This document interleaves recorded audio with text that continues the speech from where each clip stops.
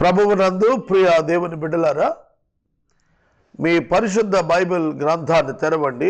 ఆదికాండము గ్రంథము 22వ అధ్యాయము 1వ వచనము. ఆ సంగతులు జరిగిన తరువాత దేవుడు.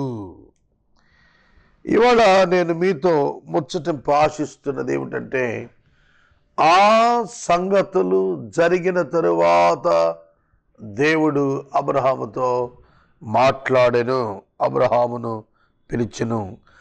After these things God tested Abraham and said to him. ఇక్కడ వచనము, పదము, ప్రయోగము గమనార్హము. దేవుడు అబ్రహామును పరిశోధించెను. ఎట్లనగా, ఎట్లు దేవుడు అబ్రహామును పరిశోధించెను?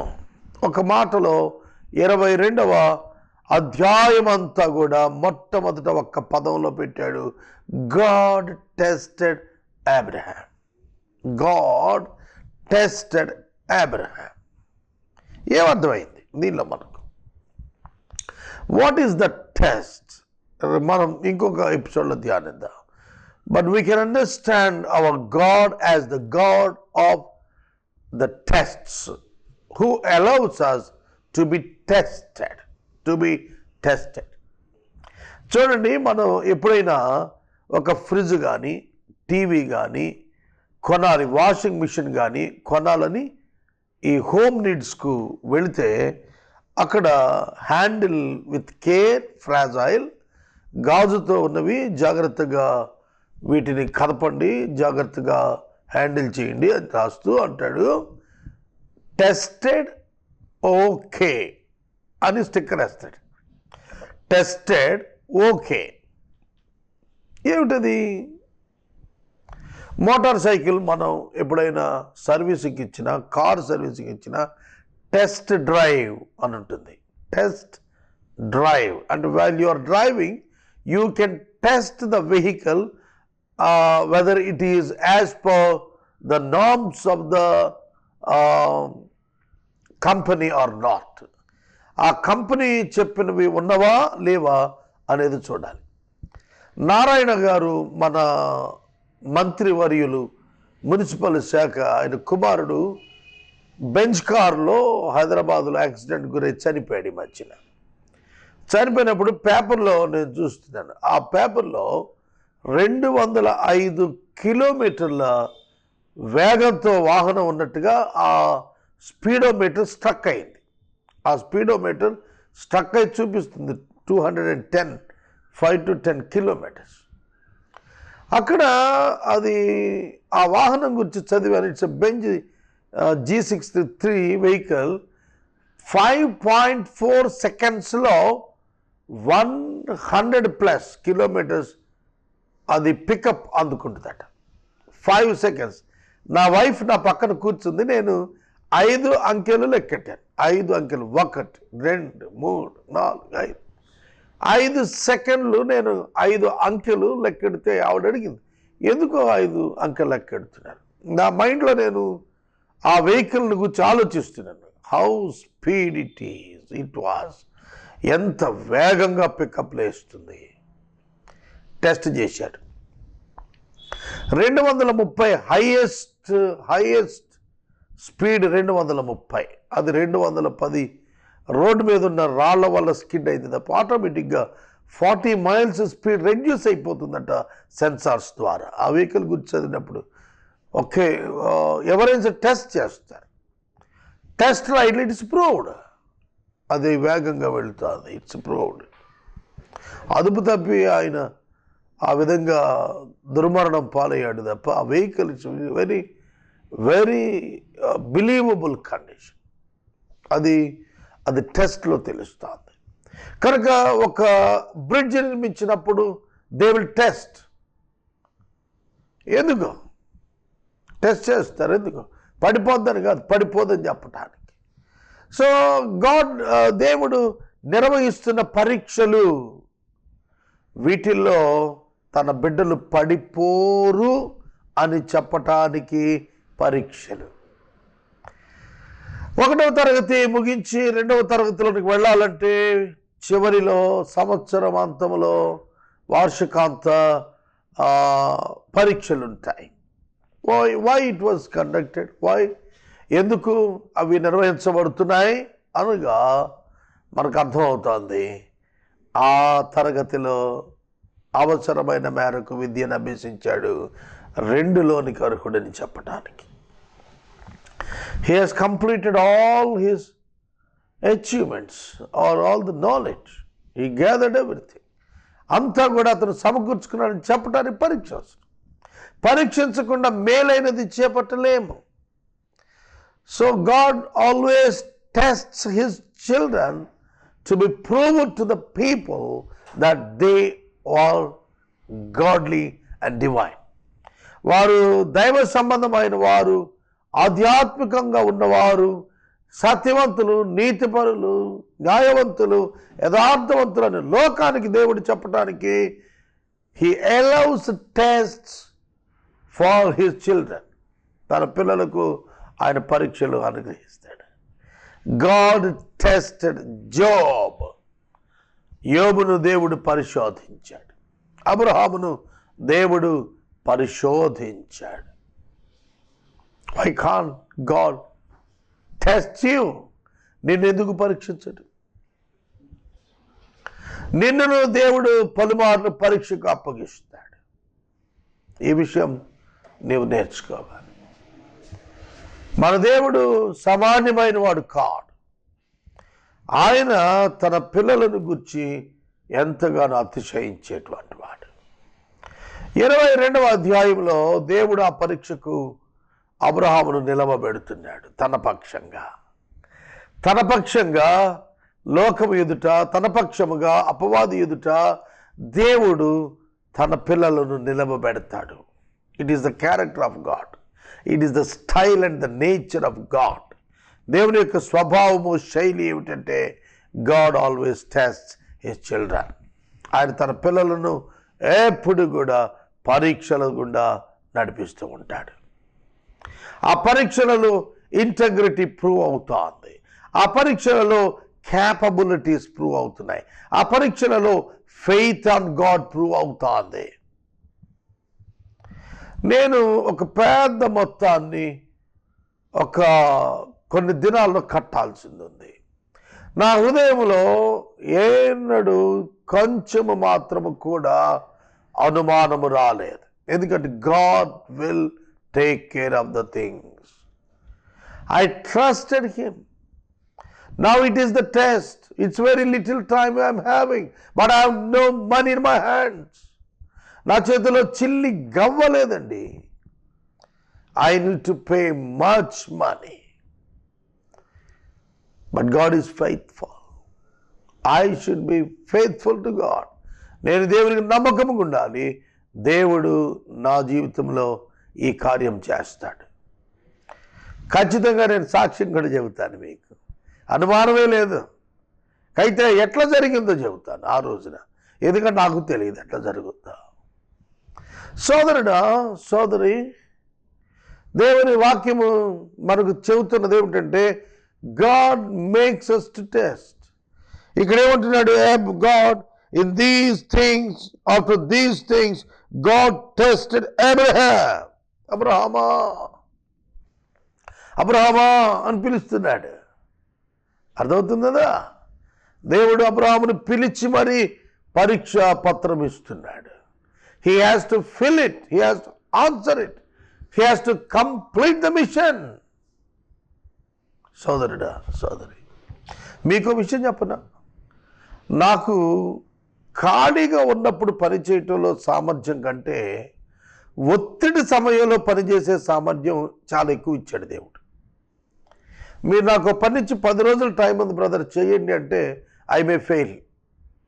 బట్ 10 minutes టైం ఉంది బ్రదర్ అన్నారనుకోండి, I can success.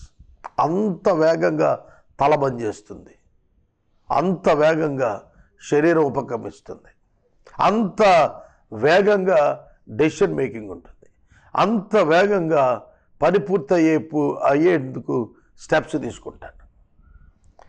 It's a gift and grace from above.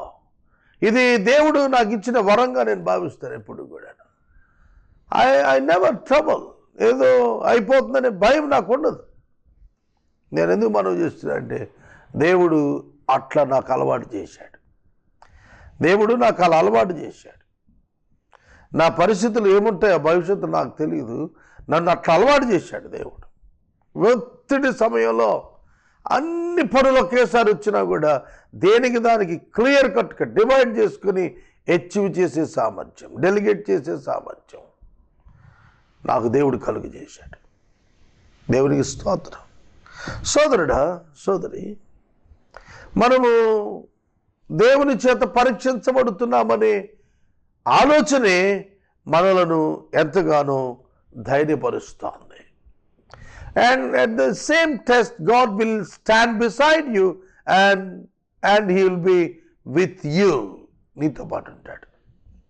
ఆ పరీక్ష నిర్వహించినప్పుడు దేవుడు నీ పక్షముగా నీ పక్కన ఉంటాడు. గుర్తుపెట్టుకోవాలి. ఏదైనా ఒక వస్తువు మనం కొనేటప్పుడు దాన్ని పరీక్షిస్తారు. ఒక రోజున నేను VIP సూట్ కేస్ కొనటానికి వెళ్ళేటప్పటికి ఆ షాప్ అతను ఆ సూట్ కేస్ కింద పెట్టి దాని మీద ఎక్కి గంతులేస్తున్నాడు. ఇరిగిపోతే నేను ఎందుకు గంతులేస్తానండి, అది విరగదు అని చెప్పటానికి గంతులేస్తున్నాను అన్నాడు. Yes, it is also true like with God. దేవునితో కూడా అంతే. నువ్వు పడిపోయేట్టయితే నీకెందుకు ఇస్తాడు ఆ టెస్ట్? ఎవడు నువ్వు పడిపోవని చెప్పటానికి ఇస్తాడు. God will make himself happy by that moment. దేవుడు తనను సంతోషింపజేసుకుంటాడు అలాంటి క్షణాల ద్వారా. సోదరుడా, సోదరి, దేవుడు అబ్రహామును పరిశోధించాడు. మన జీవితాల్లో కూడా అనేకమైన పరీక్షలు దేవుడు ఇస్తుంటాడు. వాటిల్లో మనం ఎలా జయం పొందుతాము? నేను ఈ మధ్యన జవహర్ గారని మనకు ఒక మంత్రి గారు ఉన్నారు. వారి యొక్క కార్యక్రమంలో పాల్గొన్నప్పుడు ఆయన ఒక టెస్ట్ మనీ ఇచ్చాడు. He's a Christian man and in the background of I see having faith on Jesus. His name is Samuel. ఆయన మాట్లాడుతూ చెప్పిన మాట, ఈ ఎమ్మెల్యే పొజిషన్ రావటానికి, మినిస్టర్ పదవి రావటానికి ముందు ఆయన తండ్రి గారు చనిపోయాడట. నీతిమంతుని పిల్లలు తదనంతరం వర్ధిల్లుతారనే వాక్యం ఆయన స్టేజ్ మీద జ్ఞాపకం చేశాడు. వాక్యము నెరవేరే ముందు ఒక పరీక్ష ఆయన తండ్రి గారిని తీసుకున్నాడు దేవుడు అని చెప్పాడు. కనుక తన మీద అనేకమైన ఒత్తిడితో కూడిన పేటదాడిగా మహానాయకులు విజృంభించారు. But God has given him the victory. God do the things in a different manner. అది ఆయన చెప్పుకొచ్చింది. It's true. If you trust God, God can do the things in a different style in your life. నీ జీవితంలో ఒక వ్యత్యాసంతో కూడిన, ఒక భిన్నత్వంతో కూడిన శైలిలో ఆయన పనిచేసి తీరుతాడు. కనుక ఆయన మనలను పరీక్షకు అప్పగిస్తున్నప్పుడు కృంగిపోవద్దు, భయపడవద్దు. నా ప్రాణమా, నీవేళ కృంగి ఉన్నావు, నాలో ఎలా తొందరపడుతున్నావు? నా రక్షణకర్త యందు నేను విశ్వాసం ఉంచుతాను. God is our refuge and salvation. మన రక్షణ ఆయనే, మన కేడము ఆయనే, మన దుర్గము ఆయనే. ఆయన యందు మనం కదలక స్థిరంగా ఉంటాం. గాఢాంధకారపు లోయలో నేను సంచరించినను ఏ అపాయమునకు భయపడ్ను. నీవు నాకు తోడయుందువు, నీ దుడ్డుకరియు నీ దండమును నన్ను ఆదరించును. సోదరుడా, what a confidence on God, what a hope on God, what a trust on God. ఎంత గొప్ప నిరీక్షణ, ఎంత గొప్ప విశ్వాసము, ఎంత గొప్ప నమ్మిక, ఎంత గొప్ప నిశ్చయత. ఈ సమయంలో నీవు దేవుని పట్ల అలా కలిగి ఉన్నావా? దేవుడు పిలిచినవాడు నమ్మదగినవాడు,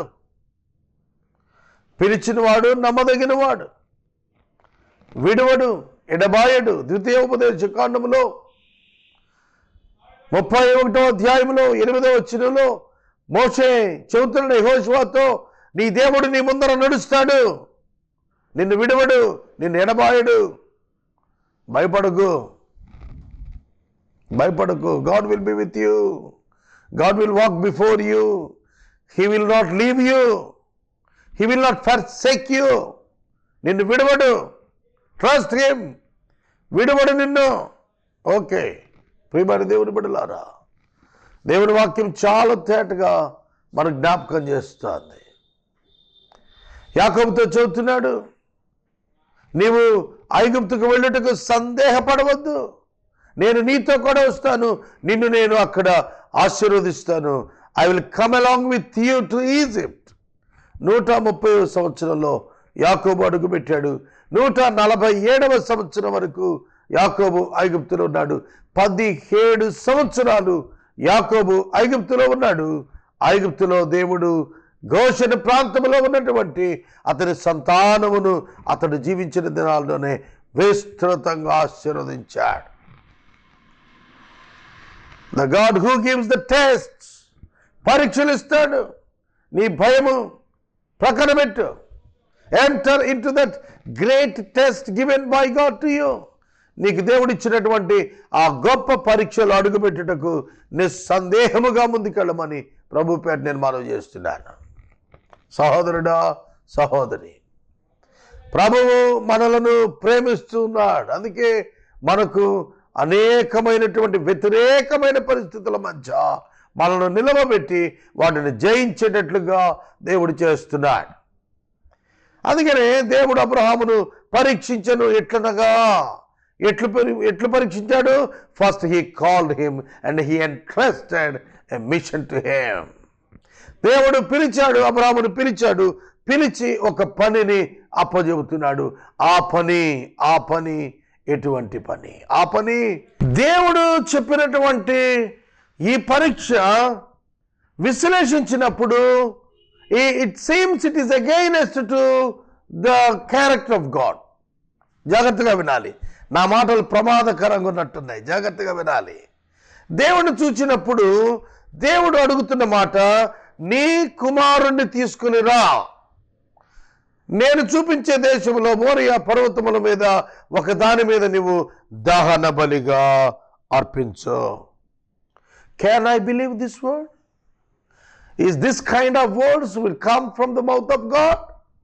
దేవుని నోటి నుండి ఇట్లాంటి మాటలు వస్తాయా? అవునా?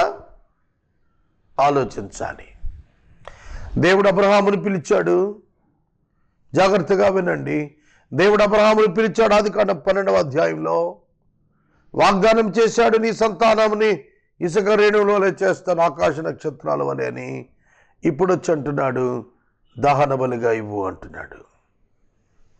దహన బలిగా ఇవ్వు అని అంటున్నాడు. Can I trust this God again?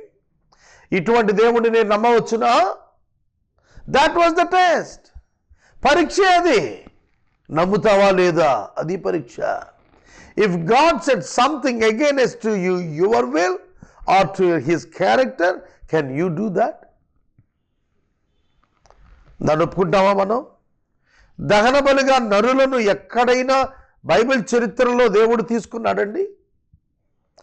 ఏ నరబలినైనా ఎన్నడైనా దేవుడు ఇన్వైట్ చేశాడా? లేదే. ఇక్కడ ఎందుకు అడుగుతున్నాడు? నా మాట జాగ్రత్తగా వినాలి. ఇది పరీక్ష. లోబడతావా లేదా? లోబడతావా లేదా? చూడండి, మనం ఎవరినైనా ఒక 10 సంవత్సరాల పిల్లాడిని పిలిచి మంచం మీద నుంచి కిందకు దూకరా నేను పట్టుకుంటానంటే ఆలోచిస్తాడు. అదే 2 సంవత్సరాల పిల్లాడిని పిలిచి జంప్ అనగానే వాడు ఎగిరి మన చేతుల్లో పడతాడు. ఏమిటి తేడా? మీరు అనొచ్చు అమాయకత్వం అండి. ట్రస్ట్ అమాయకత్వం అని అనొచ్చు. No, it is the trust in that small little brain. అర్థమవుతుందా? మా నాన్న నన్ను పట్టుకుంటాడు, నన్ను పడేయడు అనే విశ్వాసం ఉన్నవాడు 10 ఏళ్ళు కాదు 25 ఏళ్ళోడైనా దూకుతాడు. అర్థమైందా? కాబట్టి ఇక్కడ విశ్వాసము ఏమిటా? విశ్వాసము దేవుడు మొదట ఒక మాట చెప్పాడు. ఏమని? ఆకాశ నక్షత్రాలంత విశాలంగా విస్తారముగా సంతానాన్ని చేస్తాను ఈయన ద్వారా అన్నాడు. ఇప్పుడు దహన బలి ఇమ్మంటాడు ఏమిటి? He is not searching for the reason. ఆయన ఆ యొక్క మాట మీద కారణాలు ఎతకలేదు, తన విధేయతను పరీక్షిస్తున్నాడని తెలుసుకుని దేవుణ్ణి ఎట్లా నమ్మాడో తెలిసిన, మృతులను సజీవులనుగా చేసే దేవుడిని నమ్మి మృతులలో నుండి తిరిగి తన కుమారుణ్ణి నాకు వెనక్కి ఇచ్చాడు అని నమ్మి తన జర్నీ ప్రారంభించాడు అబ్రహాము. ప్రియమైన దేవుని బిడ్డలారు, ప్రియమైన దేవుని బిడ్డలారు, జాగ్రత్తగా వినండి. దేవుడు నీ కుమారుని దహన బలివ్వు, ముక్కలు ముక్కలుగా నరికి దహించు అని చెబితే Abraham he started his journey with humbleness in faith in God. దేవుని యందు విశ్వాసంతో, విధేయతతో, దీనత్వంతో కుమారుని తీసుకుని బయలుదేరాడు. ఎందుకు? భార్య కూడా చెప్పలేదు నేను కుమారుని తీసుకొని బలిచ్చేస్తాను, ఇంక వీడు రాడని చెప్పలేదు కదా. అక్కడున్న సేవకుడికి చెప్పలేదు, కుమారుడికి చెప్పలేదు, కానీ తన హృదయానికి తెలుసు. ఏం తెలుసు? మృతులలో నుండి తన కుమారుని విశ్వాసము ద్వారా వెనుకకు పొందెను. మృతులలో నుండి తన కుమారుని వెనుకకు పొందెను. Wonderful God, wonderful Abraham. అద్భుతమైన దేవుడున్నాడు, మృతులను సజీవులనుగా చేసేటువంటి దేవుడని నమ్మాడు. ఎందుకు నమ్మాడో తెలుసా? మృతతుల్యమైన తన 100 సంవత్సరాల ఈ దేహం నుండి పిల్లవాడిని పుట్టించిన వాడు ముక్కలు ముక్కలుగా నరికివేసి మృతులను చేస్తే సజీవుని చేసి తిరిగి అప్పగిస్తాడు అని నమ్మి ఇవ్వటానికి వెళ్ళాడు. Abraham passed the test when he started his journey and when he put his first step towards the journey. Abraham ఎప్పుడైతే మొట్టమొదటి అడుగు వేశాడో there he passed the test. అక్కడే పాస్ అయిపోయాడండి, అక్కడే పాస్ అయ్యాడు దేవుని దృష్టిలో. సోదరుడా, సోదరి, దేవుడు మనకు పరీక్షలు ఇస్తాడు. ఆ పరీక్ష సందర్భాల్లో మనము జయ జీవితము పొందిన వారముగా ఉండాలి. అనగా మన క్యారెక్టర్లో సైతము దేవుని పైన ఎక్కడ అనుమానమున్నరా.